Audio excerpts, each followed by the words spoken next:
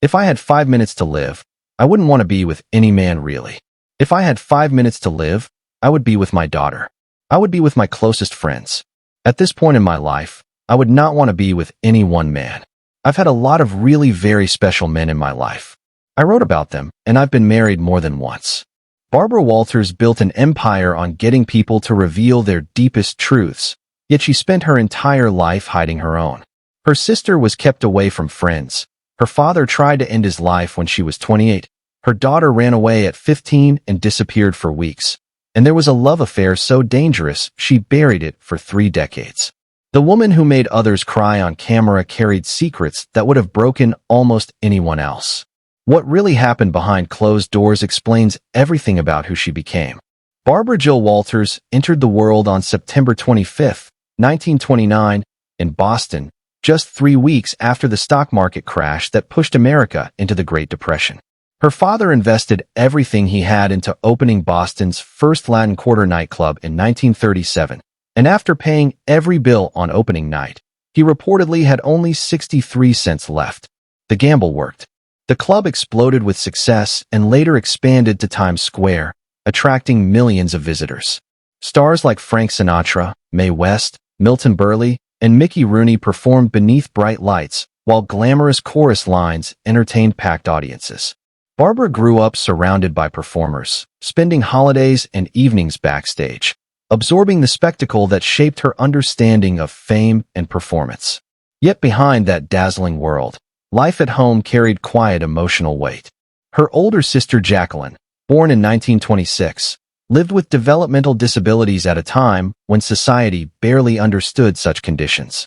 Doctors offered little help, and the family often tried to hide the differences between the sisters.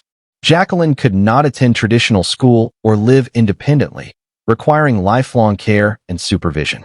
Barbara loved her deeply but felt embarrassment she later carried as guilt throughout adulthood. She avoided bringing friends home, afraid of judgment, and that emotional conflict shaped her sense of responsibility. When Jacqueline died of ovarian cancer in 1985, Barbara described her as the defining force of her childhood. The nightclub empire eventually collapsed during the late 1950s as public tastes changed. Her father's financial losses forced constant moves between cities like Boston, Miami Beach, and New York. Wealth disappeared quickly, leaving fear and instability behind.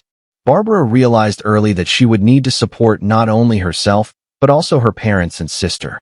Around 1957 or 1958, when she was 28 and beginning her career, her father attempted suicide by swallowing sleeping pills. Her mother called Barbara before calling an ambulance, symbolizing how responsibility had shifted onto her shoulders. He survived, but the moment permanently transformed her outlook. Work stopped being ambition and became survival. She later titled her memoir Audition because she felt she was always proving herself, constantly entering rooms where she needed approval. She worried about her appearance, her voice, and her Boston accent. Yet those insecurities fueled relentless determination. After graduating from Sarah Lawrence College, she joined NBC's Today Show in 1961 as a writer and researcher, roles typically assigned to women while men handled serious reporting. She wrote lifestyle segments while longing for airtime. Gradually, she broke through newsroom barriers, forming connections with colleagues and slowly earning visibility. By 1964, she appeared regularly on air, though NBC still refused to grant her the co-host title, labeling her merely the Today Girl. When host Frank McGee insisted on asking the first 3 questions in interviews before she could speak, she adapted by taking field assignments where the restriction did not apply. After McGee's death in 1974, NBC finally named her the program's first female co-host. Years of persistence had forced recognition.